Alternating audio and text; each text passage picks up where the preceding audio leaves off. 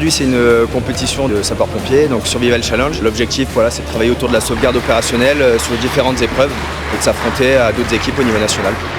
Comment on s'entraîne à ce type d'événement? Tout simplement déjà de l'entraînement physique, voilà, régulier, de l'hygiène de vie, c'est ce qu'on demande à tous sapeurs-pompiers.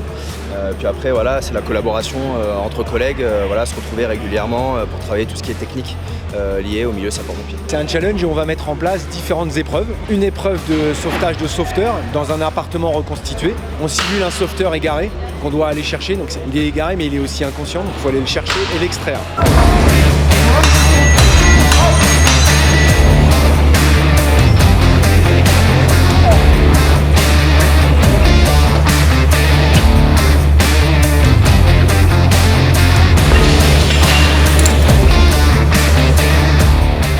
On a une épreuve d'activité physique où on va se retrouver à répéter des gestes opérationnels, comme si on cassait une porte, comme si on tractait une victime, une extraction, etc.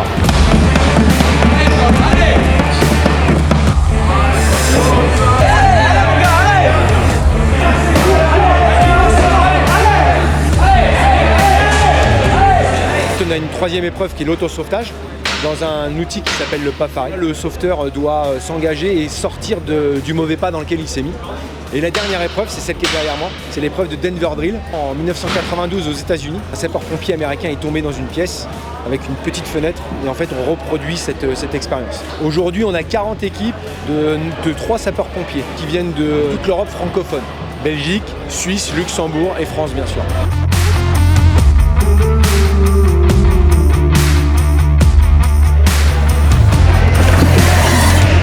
Il y a des épreuves où ça va être plus important d'aller vite, d'autres ça va être plus important de moins consommer d'air. Et donc du coup quand on doit essayer d'économiser notre air, ça joue sur le mental et c'est vraiment pas facile. C'est beaucoup de psychologique. On va essayer de s'apaiser le plus longtemps possible et de rester en apnée le plus longtemps possible par exemple. Ce genre de challenge nous prépare aussi aux interventions du quotidien, tout simplement parce qu'on a du matériel lourd dans les engins. On est amené à tirer des dévidoirs, donc quand même une centaine de kilos sur une longue distance. On monte des escaliers avec des fois plus 30 kilos à notre poids habituel. Donc voilà, ça demande une condition physique, un peu de cardio et un petit peu d'endurance musculaire.